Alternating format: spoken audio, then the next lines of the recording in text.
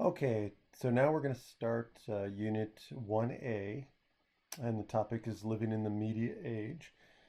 Okay, so let's get started here. I've got where's my pencil at? Where's my pen? Oh, what did I do with my pen? Hmm.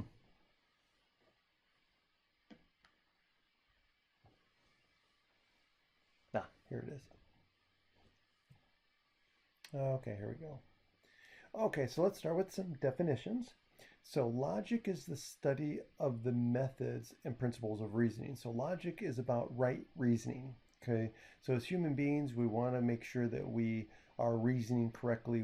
The whole idea where logic came out is we want to know what the truth is, and so right reasoning. We want to make sure that however we're reasoning, we want to make sure we're doing it correctly. We're what Plato called right reasoning, or what my philosophy professors would say right reasoning. Okay, as opposed to fallacious reasoning, or when you commit a fallacy.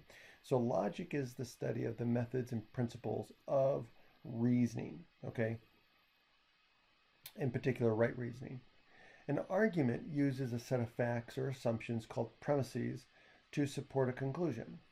Okay, so now when we talk about argument in that context, we're not talking about two people yelling at each other. When we're talking about an argument, we're saying, hey, you are supporting a conclusion. You believe something that is to be true, and you're supporting it with assertions or assumptions or facts that you believe are true, and those are called premises. A fallacy, quite honestly, is just an error in reasoning. Okay, a fallacy is a deceptive argument, an argument in which the conclusion is not well supported by the premises. Okay, so anytime you commit an error in your reasoning, we say you've committed a fallacy. Okay, so now we're going to go through a bunch of the most common fallacies. Okay, so now the first fallacy we're going to talk about is appeal to popularity.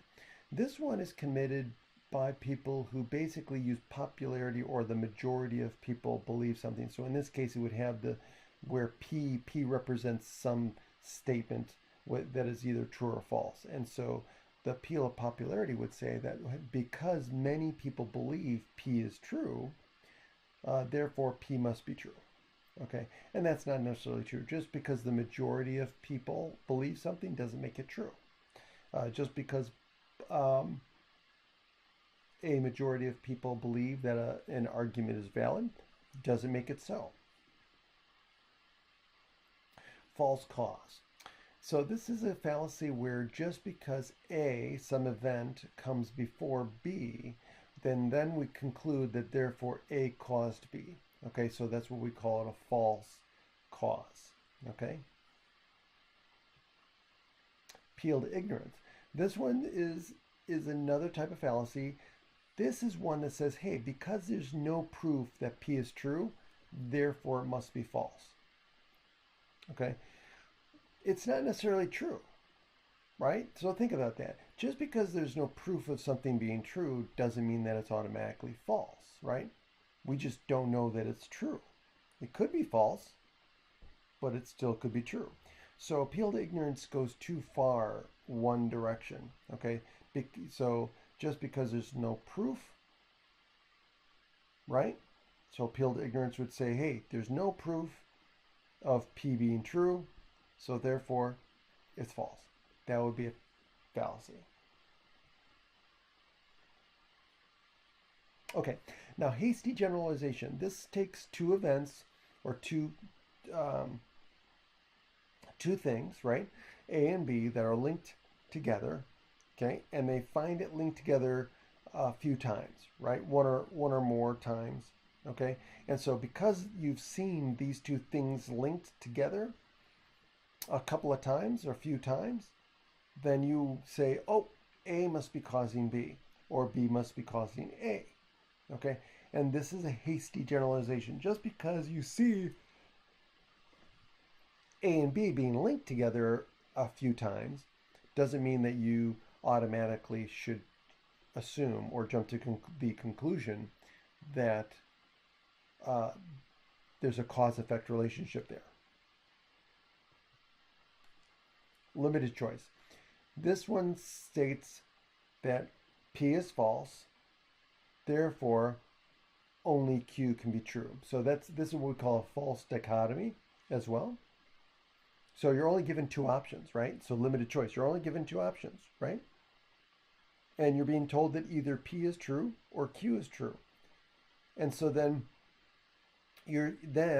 what happens? Well, if P is false, then the conclusion is therefore Q must be true. And of course, that doesn't necessarily follow. There could be a third option. They both could be false, right? And there could be a third option. Okay, so that's the limited choice fallacy. Appeal to emotion. Okay, so here's one that's very common. Appeal to emotion means that, hey, P is associated, some proposition, right? Some statement is associated with positive emotional response, or it could be a negative emotional response. So in this case here, it says P is associated with a positive emotional response, therefore P is true. Because I feel good about something. I have this gut feeling. I feel that this is right, therefore it's right. Okay? Or, you know what? There's a negative connotation or there's negative emotions that come from this statement, right? So I feel bad or I don't like, that statement, so therefore it's false, right? So both of those are fallacious arguments. Just because you don't feel good about something, just because you feel it has negative emotions attached to it or positive emotions attached to it, has nothing to do with the truth value of the statement. Doesn't make the argument valid, doesn't mean anything. Okay, feelings don't determine the truth value of a statement. Okay, so that is appeal to emotion. Personal attack. Okay, this is another common one. We see it all the time on Facebook. We see it all the time on social media, in politics, most assuredly. Okay, a personal attack is where instead of attacking the argument, you attack the person.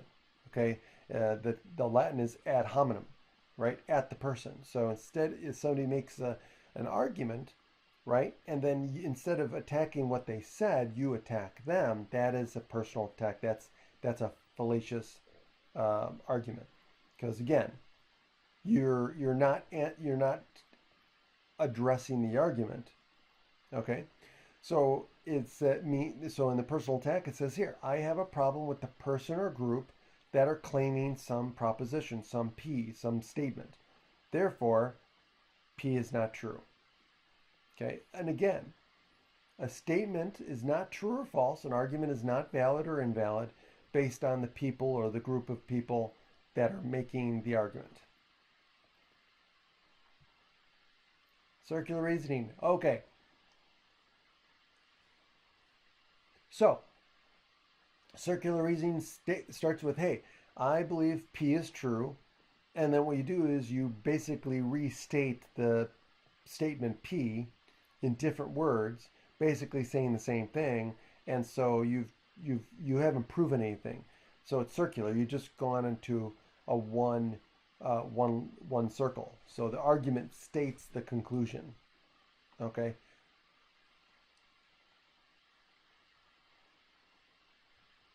Sorry for yawning. Jeez. Okay, so here's another one. This is called diversion. This is popularly known as the red herring. Okay, and this actually comes from at the time of fox hunting, right? So in fox hunting, training the hounds to stay on the scent of the fox, they would, in order to train them, so that they wouldn't lose the scent, they would sometimes they would take a fox pelt, and somebody would drag the fox pelt by horseback all around the countryside. And so at different places along the path, they would take a fish, a red herring, right? And they would drag it across the path in order to try to fool the dogs, to confuse the dogs. Okay? And so this is where this fallacy comes from.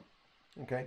So in this fallacy it says P is related to Q, and I have a really good argument concerning Q. Therefore, P is true. Right? So you really didn't make an argument for P. You made an argument for Q that's related to P, right? And so you make an argument for Q, saying, showing how Q is true, and you're basically saying, well, because Q is true, P is also true. Well, that's a red herring, okay? That doesn't work, okay? So got to watch out for that one. That's a sneaky one.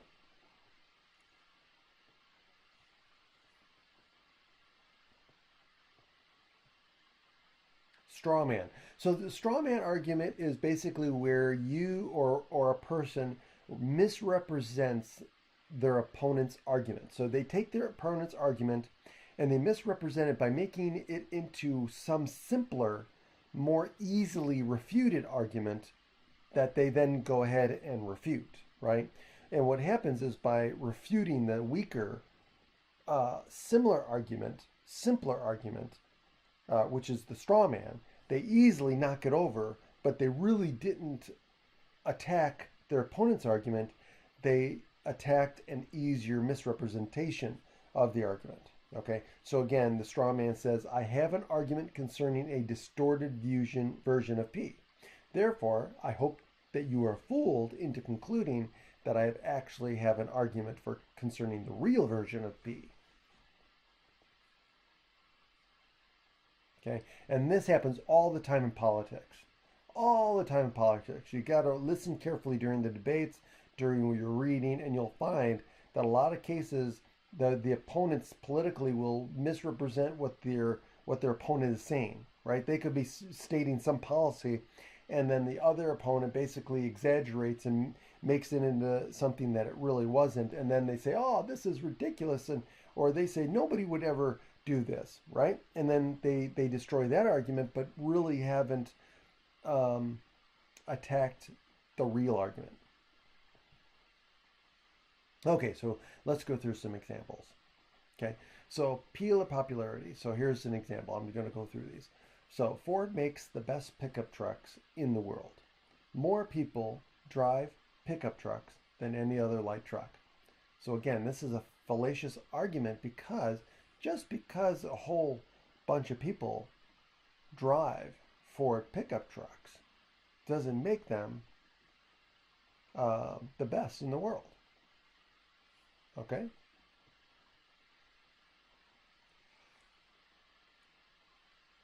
Okay, so premise.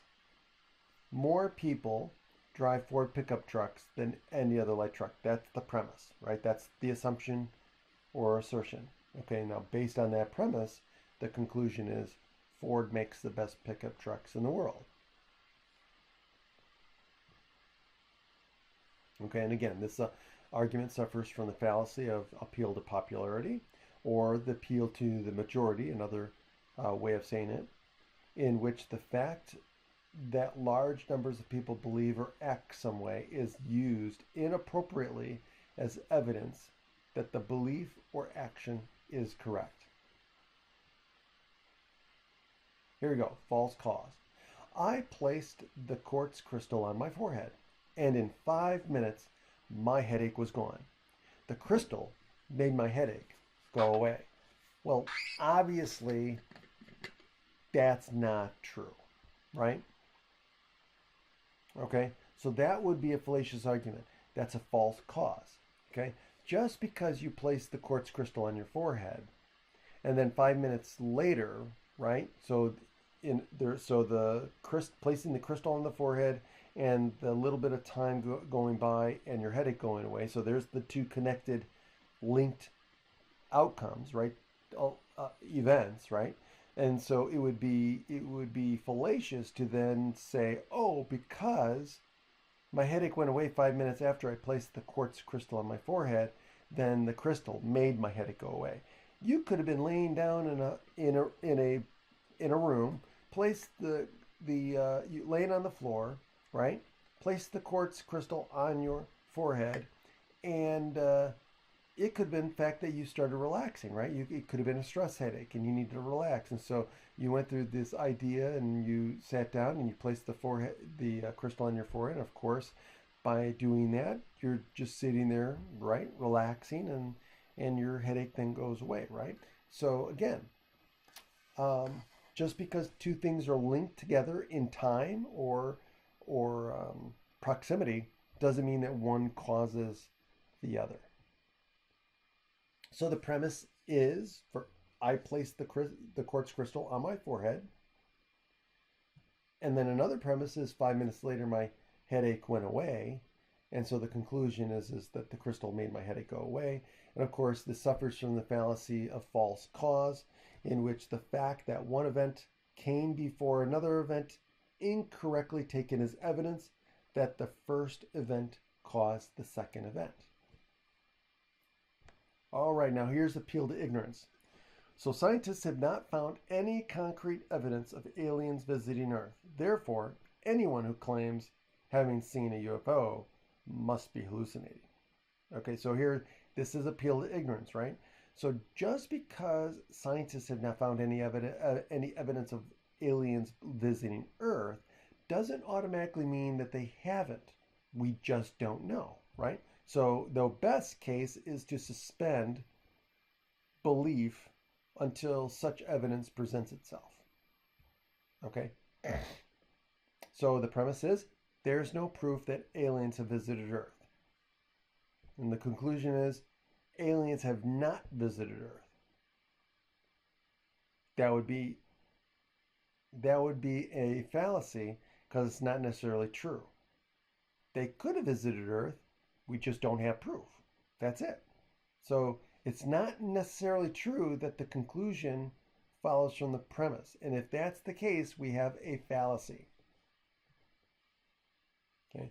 So remember, a lack of proof of aliens visiting, or anything for this matter, a lack of proof of alien visits does not mean that visits have not occurred. This fallacy is called appeal to ignorance because it uses ignorance, lack of knowledge about something or about the truth of a proposition to conclude the opposite value of that. And that would be going too far. Okay? Hasty generalization. So we have 2 cases of childhood leukemia have occurred, right? 2 cases of childhood leukemia have occurred along the street where high voltage power lines run. The power lines must be the cause of these illnesses. This would be a hasty generalization. Or in statistics, we would say it suffers from a small sample size, right? There's just not enough data to conclude that there's a connection between the two, right? So 2 cases of childhood leukemia along a street where there's high voltage lines would be just too small of a sample to jump to the conclusion that there's a cause effect. So again, hasty generalization says, hey, because we see a couple of things linked a few times, doesn't necessarily mean that there's a cause effect relationship there. Okay. So the premise is that the argument cites 2 cases of leukemia, but the 2 cases are not enough to establish a pattern, let alone to conclude that the power lines caused the illnesses. We would need more evidence. The fallacy here is hasty generalization, in which a conclusion is drawn from an inadequate number of cases. So there's the statistics, right? So small sample size. Or cases that have not been sufficiently analyzed. All right, limited choice. Here we go. It says, you don't support the president, so you are not a patriotic American. Okay, limited choice saying, hey, you either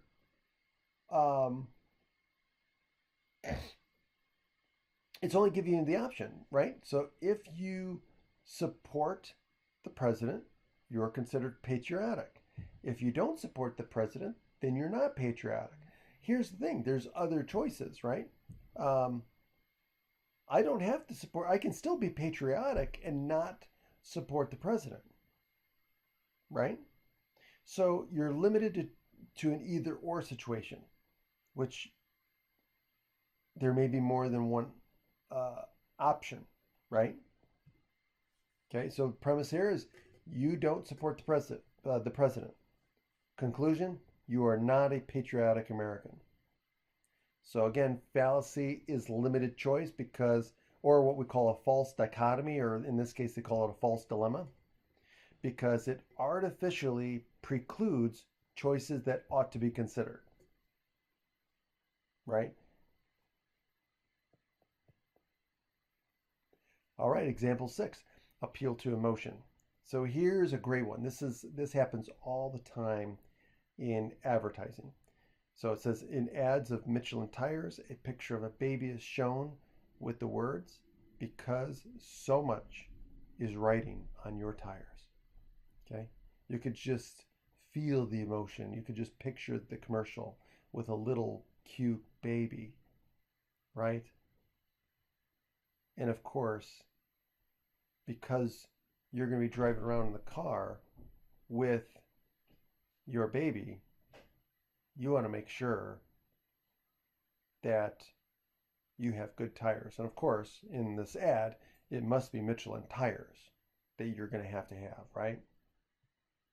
So the premise is that you love your baby, right? There's the assumption you love your baby, which I would say would be a valid assumption. And then the conclusion is that, well, because you love your baby, you should buy Michelin tires because then your baby will be safe. And so that's what we're going to do. Okay, so the advertisers hope that the love you feel for a baby will make you want to buy their tires. This is an attempt to evoke an emotional response as a tool of persuasion, and this represents the fallacy of appeal to emotion, right? So in most advertising, they're appealing to something. They're appealing to emotion to get you to make a buying habit or a choice, right? But nonetheless, it's a fallacious argument. Okay, 7, personal attack. Gwen, you should stop drinking because it's hurting your grades, endangering people when you drink and drive, and destroying your relationships with your family. And so Merle's response is, I've seen you drink a few too many on occasion yourself. And so what Merle has done is resorted to personal attack instead of attacking the argument, right? So he didn't say anything about what Gwen said. He just basically turns the table on her and says, well, I've seen you drink too few many on occasion yourself. And so he didn't attack the argument, he attacked Gwen. Okay, and so this is what we call a personal attack or ad hominem. Okay, now also,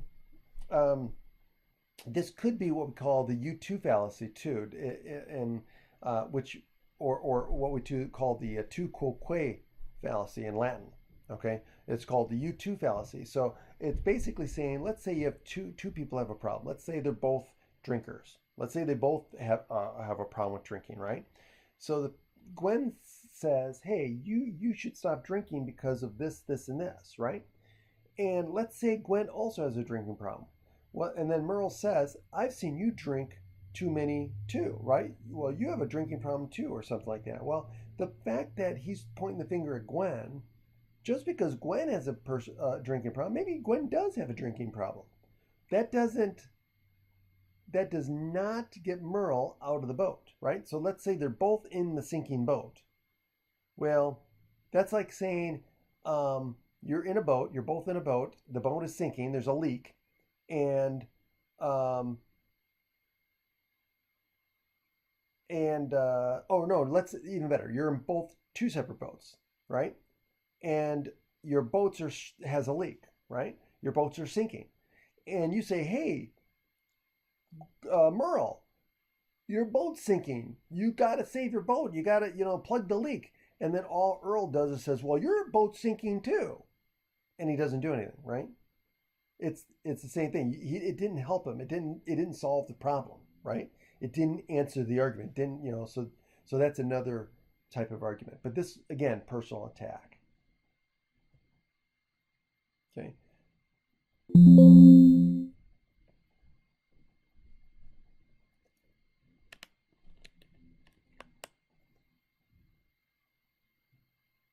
Okay, now example 8, circular reasoning. Okay, here we go. It says society has an obligation to provide health insurance because health insurance is a right of citizenship. So see how this argument is circular? It's mentioning health care, right? And right in the same way. It's basically saying the same thing. So it's a society has an obligation to provide health insurance, right? Which basically is saying it's a right.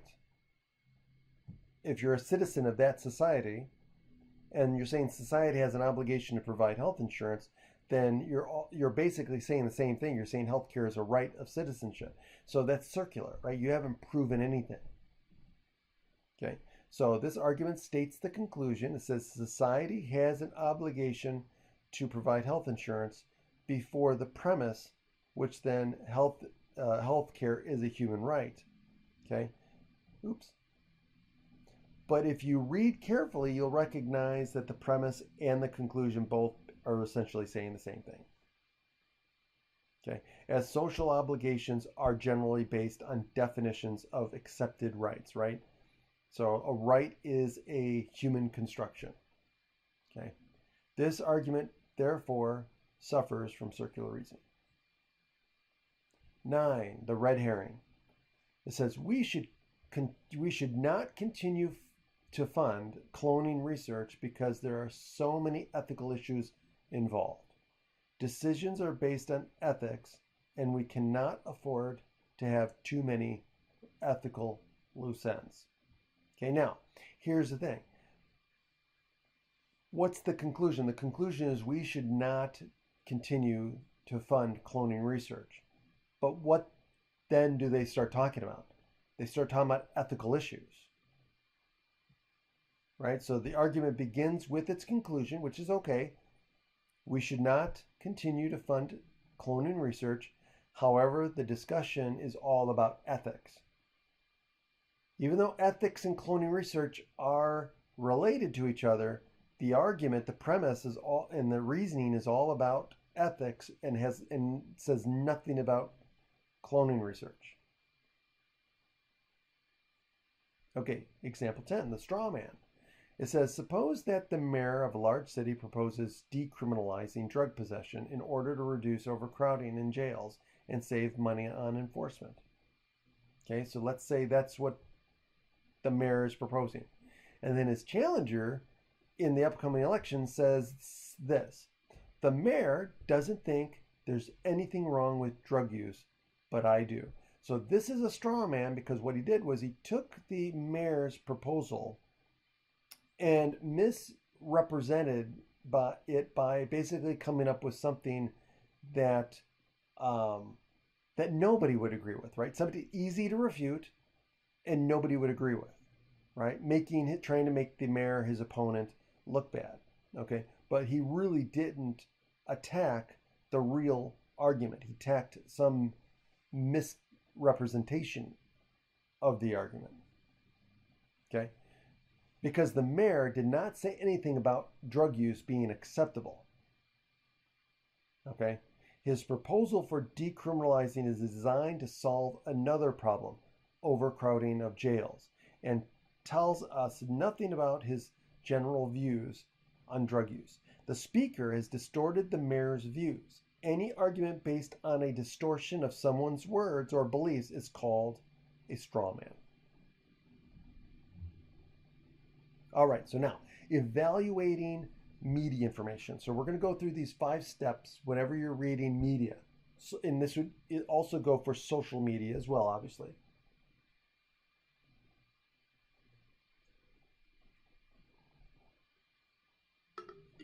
Okay, 1, consider the source. Always consider the source of the information. Is it clear? Does the source have has credibility on this issue?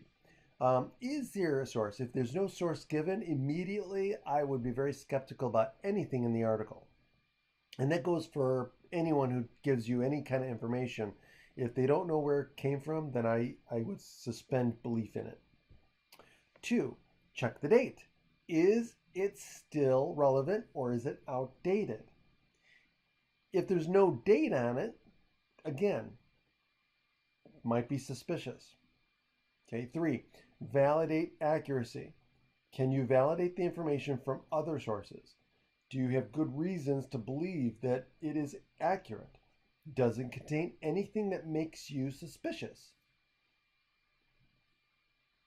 4, which of the hidden agendas, or excuse me, I'm sorry, watch for hidden agendas. Now, the question is the information presented fairly and objectively? Or is it manipulated to serve some particular hidden agenda? Is it slanted? Is it biased? Okay, so you've got to look for those things at the same time keeping your own bias in check. 5, don't miss the big picture. Even if a piece of media information passes all of the above tests, step back and consider whether it makes sense or not. Okay, for example, does it conflict with other things you think are true? And if so, can you resolve the conflict? If you can't resolve the conflict, well, then that would be a big problem for the information you're reading or looking at. So let's look at this example here. It says the Mars claim, okay, it says on August 27th, Mars will look as large and bright as the full moon. Don't miss it because no one alive today will ever see it again. Okay, so 1, consider the source. The original source of the claim is not given, which means you have no way to know if the source is authoritative. This should make you suspicious on the claim. 2, check the date. Now, although the claim sounds specific in citing August 27th for the event, but there is no year given. So you have no way to know if the claim is intended to apply to this year, every year, or a particular year or future year. Okay, now validate the accuracy. Now, so the claim is easy to look up, and you'll find numerous websites stating that it is untrue. Of course, you should also check the validity of these websites before believing them, right? So any website you look up, got to make sure you do your due diligence, okay? But you'll find that there are some reliable sources such as NASA and some well-respected news sites, and we therefore conclude that the correct answer to the chapter opening is D, that the claim is false. Okay, but let's go ahead and continue because there's other things that we want to hit on. So watch for hidden agendas. Now in this case, there's no obvious hidden agenda. It seems more likely that the claim is just a misstatement of fact. There's nothing that's there. There's not an agenda that they're trying to push. Okay. Additional research will show that the claim originally arose in 2003 when on August 27th, Mars came slightly closer to the Earth than it will come again for at least 200 years. However, Mars was still nowhere near as large as the and bright as this in the sky as this full moon. I mean, think about it. The full moon, or excuse me, the moon is much closer to the Earth than Mars, right? And that brings us to don't miss the big picture. Okay, this step asks us to take a step back and think about whether the claim makes sense, which you can obviously think about this because the planet, Mars is a planet orbiting the sun while the moon orbits the Earth. And so this fact will tell us that the moon is always going to be much closer to us than the Mars. In fact, even at its closest, Mars is going to still be about 150 times as far from the Earth as the moon.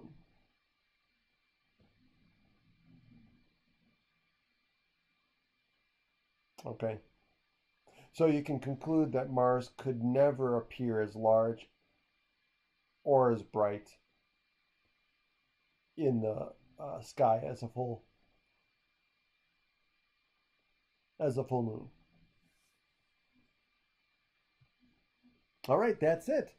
And I hope you enjoyed it. Again, make sure you go through the section in the textbook. Make sure you're doing the homework, work on the homework, and ask questions. Please reach out to me with any questions you might have. Take care.